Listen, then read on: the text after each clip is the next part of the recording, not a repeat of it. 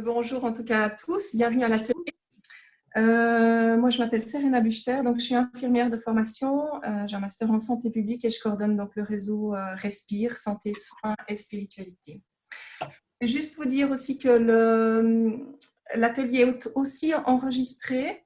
Nous enlèverons les parties discussion parce que pour des questions de personnes qui ne souhaiteraient pas être après en ligne avec l'enregistrement, on va les couper. Et donc, lorsque vous prenez la parole, vous pouvez le faire sans avoir de crainte que vous soyez retenu dans l'enregistrement à la fin.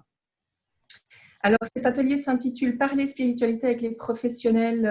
Il va être déployé autour de ressources, outils que vous pouvez utiliser tels quels, mais surtout dont vous pouvez vous inspirer pour votre pratique et adapter à vos contextes et questions.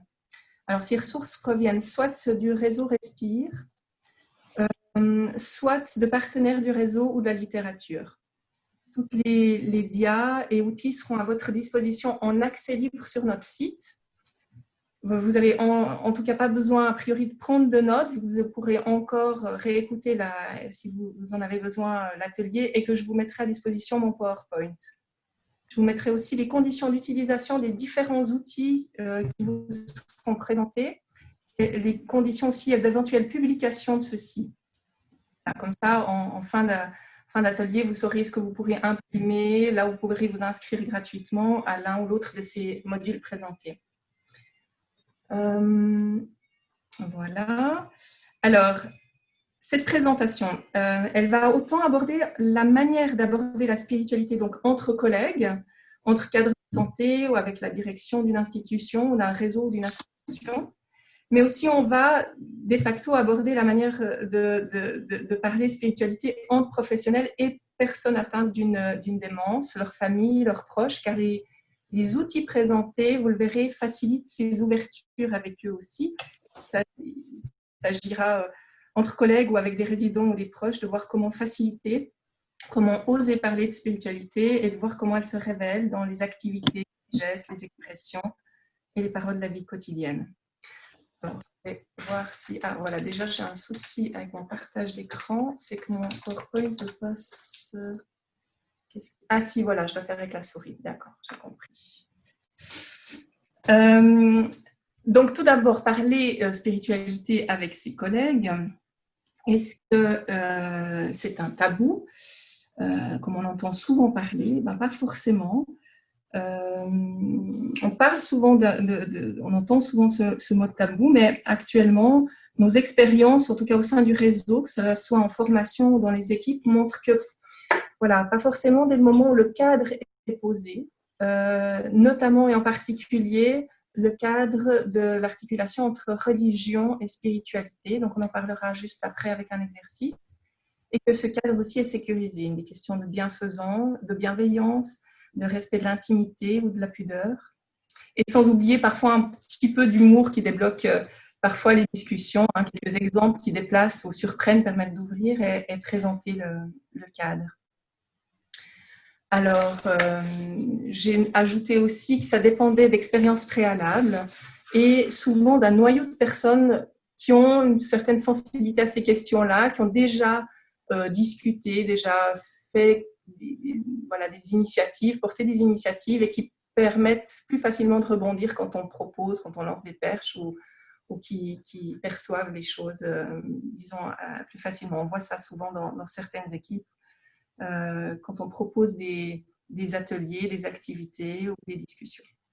Alors, parler spiritualité, c'est certainement pas ouvrir quelque chose de nouveau. On le perçoit en creux ou en pic dans les paroles et activités quotidiennes. En général, nos collègues nous connaissent déjà passablement bien. Donc, on n'attend généralement pas un atelier spirituel pour conjuguer la vie, je dirais, au verbe de la spiritualité. Mais donner un espace-temps pour dévoiler avec des mots ce qu'on veut vraiment mettre en valeur, en relief, ce qu'on veut vivre ou espérer, et parfois et souvent, ce qu'on n'arrive pas à vivre et espérer dans le milieu de soins dans lequel on travaille. Parfois, c'est aussi des ateliers ou des moments ou des discussions où on parle de ce qu'on souhaite, ce qu'on désire. Et Eric Kilelian, je vous donnerai la référence, dans un ouvrage, nous parle d'une communauté la construction d'une communauté de désir et d'arriver à partager ses espoirs et ses désirs. Alors, un exemple tout récent, suite à la crise sanitaire, et je dirais plutôt entre deux vagues, c'était des propositions d'ateliers d'écriture avec des soignants, de ressourcement et d'écriture, en présence d'artistes qu'on a pu proposer et qui ont eu un certain succès, vous le verrez. Alors, on avait parlé de spiritualité dans un sens assez large, hein. On parlait de sens, non-sens, aspiration profonde, question de valeurs défendues, sacrifiées, portée symbolique de ce qui s'est passé, amertume et regret, et puis promesse pour l'avenir. Et quand on parlait de cette intériorité et de cette spiritualité, disons, on essaye souvent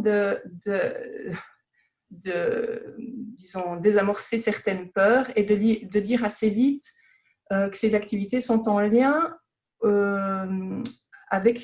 en lien ou, attention, alors je ne sais pas si avec la petite fenêtre, voilà, en lien ou non avec l'inscription dans une tradition religieuse.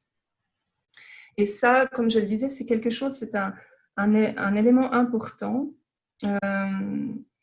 Donc, juste pour revenir avant cette question de l'articulation de spiritualité et religion dans des équipes et entre collègues, juste pendant ces mois de septembre-octobre, on a pu faire 5 ateliers, d'autres sont à venir. Et dans les 5, une fois que le cadre a été posé, bon, évidemment, c'était avec des personnes motivées, l'atelier était volontaire, mais il y a eu vraiment pas de réticence et même un partage très large, puisque les personnes qui ont écrit ce qu'elles ont intérieurement vécu en lien avec des questions spirituelles, elles ont souhaité, je dirais, quasiment pour la moitié, montrer des extraits de leur création et rédaction durant l'atelier, parce qu'on va ouvrir une galerie en ligne sur le site. Et donc, c'est intéressant de voir que le partage peut même être très, très large.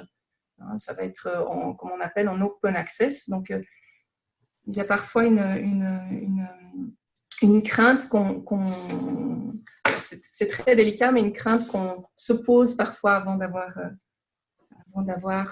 posé les éléments qui permettent, en fait, avec un cadre, de le vivre sereinement. Alors, cette articulation, on a créé un petit jeu avec des ronds qui représentent l'un la religion et l'autre la spiritualité. C'est un jeu qui est un exercice-jeu qui est en ligne, que vous pouvez faire avec une équipe. Juste avec donc un commentaire qui explique un peu l'articulation. Est-ce que religion et spiritualité sont l'un l'englobe-t-il l'autre? Est-ce qu'ils sont distincts? Qui englobe qui? Donc, juste un petit retour sur cet exercice qui peut être fait seul ou en équipe. Et, disons, tout ça est proposé et commenté dans l'exercice, puis les avis sont partagés. Et sur le voir les réponses de plusieurs internautes qui décrivent leur manière de voir les choses. Et la confrontation entre les perceptions est ensuite le point le plus intéressant de l'exercice. Alors, voir que l'articulation n'est pas la même entre moi et l'autre, entre collègues, mais aussi voir qu'on peut se rejoindre malgré ces différences sur certains arguments, ça prépare quelque part les professionnels à envisager auprès des résidents, des personnes suivies à domicile ou leurs proches, à envisager cette articulation différemment. Alors, à partir de ces notions encore bien conceptuelles pour le moment, pour parler de spiritualité, nous avons développé un autre outil de sensibilisation qui permet, alors, au travers d'images et de mots, de voir comment se représente la spiritualité. Alors là, on va partir avec les mots pour commencer. Donc, on a une proposition d'interview de personnes qui étaient en congrès de soins palliatifs en France en juin il y a une année, à qui on a posé la question pour vous, dans votre milieu de soins, qu'est-ce que ça veut dire la spiritualité? Donc, on les interviewe pendant une dizaine de minutes et puis sur le côté, on met des mots-clés au fur et à mesure qui se révèlent au fur et à mesure de ce qu'ils racontent, de comment ils perçoivent cela. Et alors, ce qui est intéressant, c'est de voir les différences. Donc là, on avait une infirmière en soins palliatifs, une infirmière libérale. Vous voyez, quête de sens, transcendance. Ici, pardon, un musicothérapeute il y a toute une autre constellation, je dirais, de mots que je vous laisse lire. Et puis, vous allez retrouver quelqu'un que vous avez vu ce matin, Eric Kilédian, et on l'a mis, là je l'ai mis à côté d'une médecin en équipe mobile de soins palliatifs, et vous pouvez voir que si cette médecin, elle a beaucoup nommé l'intériorité, le sens de la vie, le travail intérieur, finalement, aucun de ces mots ne se retrouve chez son confrère qui, lui, a mis relation, amour, fidélité, confiance, humour, sourire. Et cet exercice peut se faire donc lors d'une journée au vert, un temps d'arrêt en équipe, mais voilà, ça peut aussi se vivre autour d'un échange, autour d'une tasse de café, hein, de parler de qu'est-ce qui, pour moi, est la spiritualité dans mon travail. Mais au fond, ici, on voit bien cette manière très diversifiée de dire les choses est marquée par la culture des personnes, par leur passé, mais aussi et fortement en fonction du milieu où l'on exerce, des personnes que l'on côtoie, et y compris du côtoiement des patients et résidents que l'on accompagne et qui, dans ce domaine-là, sont parfois aussi nos accompagnants vers un regard sur la spiritualité plus large, dans des formes surprenantes. Donc, par exemple, le docteur Kilédian, il nomme ces mots en faisant référence aux patients qu'il accompagne. Il dit, moi, avec des patientes atteintes de troubles cognitifs, je ne peux pas parler facilement du sens de la vie. Pour faire un travail, justement, ce que dit par exemple sa collègue, un travail avec eux et travail qu'on nommerait intérieur, c'est compliqué. Et pour moi, c'est plus l'humour et le sourire, partager des choses de ce type-là. Alors voilà, maintenant, partager des éléments essentiels comment dire, avec des personnes, alors voilà, on va passer au photolangage, avec des personnes atteintes d'une démence et leur famille ou proches.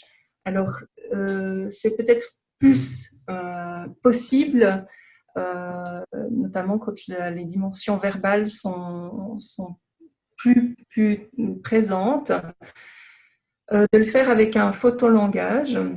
Alors là, on a le même exercice, des images, donc il y en a une cinquantaine qui peuvent être imprimées, par exemple sur des papiers A4 et plastifiés après. On peut les voir sur un iPad, on peut les projeter. Elle permet aux personnes de choisir la photo, les photos qui leur parlent le plus souvent, et de mettre des mots, des émotions, ou de les disposer tout simplement, de les regarder aussi si besoin. Elles peuvent formuler avec, elles peuvent les toucher. Et donc, se vivre en tête-à-tête ou en petits groupes. Et en groupe, ça rejoint la dynamique des groupes de discussion dont on parlera tout à l'heure pour les personnes atteintes de démence, sur des sujets existentiels et spirituels. Alors là, on voit qu'on peut faire cet exercice avec voilà, donc dans le cadre d'une journée ouverte avec des collègues, ou là, il est proposé, je vais vous montrer une expérience en Suisse avec des personnes dans une résidence pour personnes âgées. Donc ça, c'est une initiative assez prometteuse qui a vu le jour et qui peut s'enrichir de tels supports, de telles images qui touchent au domaine spirituel. Ici, c'est des chariots sensoriels qui ont été inventés et maintenant sont commercialisés par un directeur d'une maison de repos en Suisse.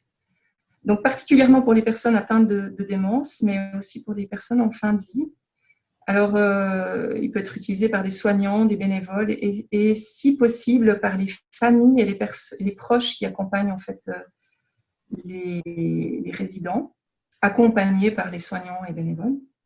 Ils permettent à ces proches de trouver un moyen de rester en contact avec une communication riche grâce à l'intermédiaire d'une projection d'images, de diffusion d'odeurs, et d'y adjoindre éventuellement des sons de la nature, de la musique, des chants, la voix de personnes connues. Et puis, il y a un encouragement aussi à utiliser pendant cette expérience le toucher, que ce soit des caresses, le massage, et puis parfois, cela se fait même durant un bain. Donc, on peut mettre ce chariot au-dessus, à côté de la baignoire et vivre ce moment-là.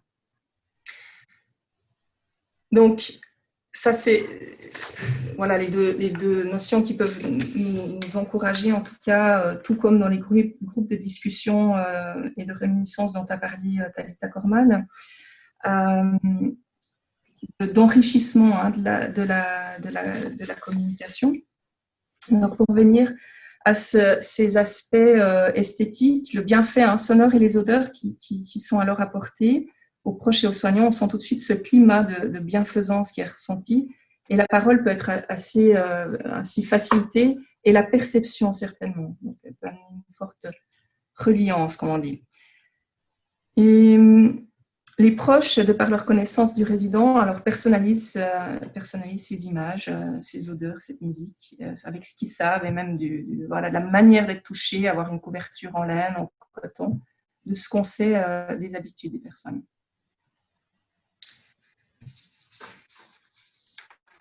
On va passer avant une série d'outils qui viennent des partenaires du Respire au rôle du soignant, du professionnel ou éventuellement parfois des bénévoles. Là, j'ai mis l'image du contenant pour prendre une image. L'image, ça peut être un contenant de type cadre, comme un cadre d'une peinture, hein, pour accueillir et parfois donc s'émerveiller de ce qui peut se dire. Il permet une sorte de cadre poétique. Hein. Je vous propose, avant de montrer donc, ces autres outils, d'envisager la posture qui permet de les utiliser, en fait, ces outils. Donc là, le soignant, donc on l'a vu avec ces images projetées, prend le rôle de contenant, comme un vase posé. Donc, il y a comme des gouttes d'eau qui rejoignent une base d'eau déjà présente, et en général, elles s'accumulent sans qu'on voit la différence. Hein. Des phrases, des mots, des bouts de rire, et un grognement, un regard, ça se dépose. Et on ne voit pas forcément la différence. Et à un moment donné, ce que les intervenants de ce matin, et Thalita tout à l'heure, Dominique nommait, il y a un inattendu, une parole, et c'est particulièrement ce geste posé ou cette parole qui peut être mise en valeur et qui renvoie plus particulièrement la personne à son unicité et son être avec, ça résonne. Et donc, comment on peut l'accueillir et le déposer, l'agencer. Alors, ça peut être cette image, ça peut être une autre image, celle d'un fil qui va retisser le lien entre les éléments éparses. Et ça demande, c'est un réel travail donc, de la part du soignant et qui se centre tout en faisant une multitude de tâches sur un regard intérieur qui est prêt à accueillir l'inattendu. Et ça, on en a beaucoup entendu parler ce matin. Alors, pourquoi je vous montre ces images autour de la posture avant de parler des autres instruments? C'est parce que deux éléments pratiques s'en dégagent. D'abord, ça se travaille, donc ça peut se travailler en équipe, par la reconnaissance mutuelle entre collègues de ces moments qui ont été vécus, par le partage de ces moments et aussi par des pratiques. Ça peut être aussi des pratiques qui ouvrent à cette manière d'être, comme la méditation. On entend de plus en plus des groupes et des équipes qui sortent peut-être d'un malaise ou d'une peur et qui proposent des pratiques qui permettent après d'être dans cet état d'attention ouvert. Mais aussi, c'est peut-être un vocabulaire à la mode actuellement pendant la crise qui est parlé de l'essentiel et de l'inessentiel, mais de montrer ces marques symboliques dans des équipes et donc ces attitudes et ces postures, on les oublie très vite. Le cerveau fonctionne sur des routines. Et donc, on doit trouver des moyens de lutter contre l'oubli de ce qui nous est essentiel et ce que nous souhaitons être essentiel et qu'on n'arrive pas toujours à mettre en valeur. Donc, si on ne met pas en place des objets rappels dans un bureau, dans un corridor, et les changer de place de temps en temps, tous les X temps, d'avoir des veilleurs de l'essentiel, de trouver d'autres idées, mais de les partager pour cela avec l'équipe, avec les bénévoles, le cadre de santé, l'aumônier ou l'aumônière, les personnes référentes. Donc avoir un projet aussi avec les cadres et les directions permettent de garder ce cap malgré tout, malgré le Covid, malgré la surcharge, malgré l'absentéisme. Même si c'est très simple et très petit, ça permet de se raccrocher en période difficile à un élément de, quelque part d'espoir. Ça peut apporter un peu de force pour surmonter les périodes rudes et donc y avait cette question de rappel symbolique en équipe et de le partager, d'arriver à le partager. Et puis, un autre aspect, c'était par rapport à ces moments, l'absence de reconnaissance parce qu'il y a une absence de proche de la personne atteinte d'une démence ou l'absence de possibilité de cette personne d'exprimer une reconnaissance selon les modalités habituelles. Tout ce manque de reconnaissance peut heurter et démoraliser, assécher les initiatives de ce type-là. Et dans ce cadre, la reconnaissance de la part des collègues, des bénévoles, des aumôniers, des cadres, de la direction est très importante. C'est une circulation de reconnaissance qui est absolument essentielle. Et donc, dire merci, reconnaître la beauté de ce qui a été tenté, dire merci à la personne qui essaye de faire en sorte d'ouvrir le quotidien sur ce beau, sur ce bien, c'est absolument important qu'il puisse être signifié. Et puis, parfois, il faut même oser demander cette reconnaissance et dire à ses collègues et ses cadres que leurs remerciements ont été importants. Alors, on va passer, avant d'aller plus loin, donc il y a une série d'outils dont je voudrais vous parler. Est-ce que vous avez à brûle pour point une question jusque-là?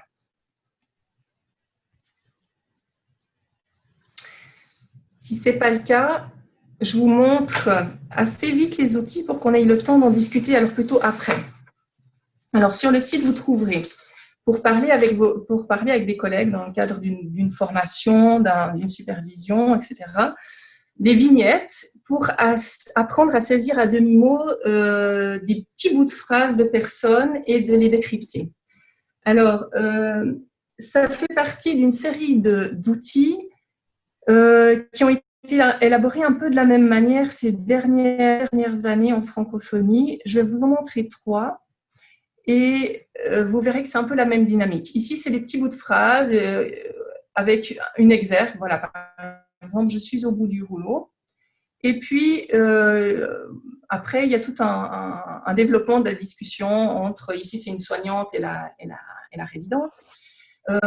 Ça peut être d'autres types de début de phrases ou de mots. Et au fond, donc ça, c'est des vignettes qui se trouvent sur le module de sensibilisation que je vous présenterai tout à l'heure au niveau pratique. Je vous enverrai tous les liens. Mais l'idée, c'est de pouvoir décrypter en équipe ce qui se passe quand ces mots jaillissent et qu'est-ce qu'on peut faire et quel type de perche, à quelque part, on peut continuer à tendre et comment avancer aussi avec cela une fois qu'on est sorti de la chambre soi-même. Je vous en montre un deuxième. Ça, c'est un outil qui a été élaboré en Flandre, qui est en cours de traduction en francophonie et qui va bientôt être sujet à des formations, qui s'appelle le Spiritweiser. C'est une sorte, alors ça fait partie des outils qu'on appelle actuellement les outils de dépistage. C'est pas un très beau mot, je trouve, mais c'est des outils qui font la même chose que ce qu'on a vu par des petits bouts de phrases, par des extraits de dialogue, montrent, alors là, vous le voyez sur l'image, à quel type de famille de questions spirituelles, pour parler assez grossièrement, ça peut faire allusion. Par exemple, désespoir, par exemple, ressources spirituelles, par exemple, je ne sais pas moi, croyances ou promesses d'avenir, etc. Et donc, on aide avec ces instruments. Donc, ceux-ci sont vraiment spécifiquement pensés pour les équipes de soins à capter, au fond, le réel, capter les mots, capter parfois des émotions, des attitudes, et essayer de voir dans quel registre ça pourrait se situer, avec toujours des points d'interrogation, parce qu'on a vite fait d'enfermer les choses dans des boîtes. Mais surtout, ça permet au personnel de parler entre eux. Donc, ces outils ont été faits pour faciliter la discussion dans des réunions de staff, en interdisciplinarité, en lien avec un aumônier ou une aumônière, en lien avec le psychologue. C'est pour faciliter, disons, l'interdisciplinarité autour des questions spirituelles, existentielles, religieuses, etc. Alors là, on voit qu'il y a 3, vous voyez, il y a un disque, il y a un petit dépliant, il y en a un qui a été fait pour la psychiatrie, il y en a un qui a été fait pour les je crois, les personnes âgées plutôt, et un qui a été fait pour le milieu hospitalier. Juste quelques exemples. Ça, c'était avant que la traduction soit terminée. Donc, on voit qu'il y a des familles. Par exemple, la grande famille mal-être, on a la sous-famille solitude, perte de conviction, perte d'identité. Et puis, il y a des petits bouts de phrases. Bon, ça, c'est vraiment que des extraits, hein, mais c'est pour vous dire un peu comment ça fonctionne. Dans le même ordre d'idée, on a un instrument qui nous vient du Québec. Là, vous avez la version qui a été faite, qui a été réalisée pour les intervenants en soins spirituels. Alors, pour faire court, c'est l'équivalent des aumônières en Europe, il y a une version qui est en cours, qui n'est encore pas publiée pour les soignants. Et on voit que c'est un petit peu le même type d'approche, c'est-à-dire on essaye de trouver comment, à quelque part, mettre les choses en lien. Par exemple, j'ai entendu une quête de bonheur chez un patient qui était en difficulté. C'est dans la famille espoir. Et puis, c'est une manière de pouvoir visualiser qui facilite la discussion avec des collègues. Alors, il faut le voir ainsi, c'est-à-dire c'est une ouverture, une facilitation à la discussion. Surtout pas apprendre en termes d'items à remplir et de cases, et de trouver exactement dans quelle case ce que nous a dit la personne. Est-ce que c'était la relation, est-ce que c'était la croyance? Bon, voilà, c'est pas ça le but, mais c'est plutôt de faciliter. Alors, c'était pour faciliter aussi les transcriptions, enfin le fait de prendre des notes après un entretien ou après quelque chose d'important qui s'est passé. Et puis, voilà, on attend avec bonheur la version qui sera plutôt faite pour les soignants, qui sera plutôt de l'ordre de la discussion en équipe. Alors, je vais essayer d'aller un peu plus vite pour qu'on ait le temps d'échanger. Je vais passer là-dessus. Il y a des lieux sur le site pour discuter de ce type d'outils. Ça, c'est juste pour dire que Talita nous a parlé tout à l'heure des groupes de discussion sur la réminiscence. Ça peut être très intéressant. Là, je vous mets juste les questions, de pouvoir relire de temps en temps les questions qui sont posées dans ces groupes-là, pour voir qu'est-ce qui pourrait être posé comme type de questions, et de les lire de temps à autre, et de les lire parfois en équipe. D'autres outils comme l'outil Hope, ici adapté en soins palliatifs, ont cette même finalité, c'est de pouvoir faciliter les questions, nous donner des idées et une inspiration pour poser des questions à des personnes. Donc ça, c'est une autre famille d'outils. Et un dernier, c'est le questionnaire des compétences en spiritual care pour les soignants. C'est un questionnaire qui permet un peu de lister, voilà, si on sent qu'on connaît des outils, par exemple, pour faire une anamnèse, si on sent en mesure de pouvoir percevoir les besoins, etc. Il y a toute une liste comme ça. On ne la conseille pas vraiment en tant que telle pour faire un screening d'une équipe de soins, mais plutôt à certains moments, c'est un peu comme les autres outils par rapport aux questions à poser aux personnes, ça peut enrichir une discussion entre collègues, dans le cadre d'un atelier, dans le cadre d'une journée ouverte sur cette thématique. Voilà, donc ça, vous aurez le temps de le regarder en long et en large dans les outils que je vous enverrai, dans le PowerPoint. Et puis, il y a plusieurs fascicules de provenance différentes qui parlent de cette ouverture d'un espace-temps pour la dimension spirituelle à destination des soignants.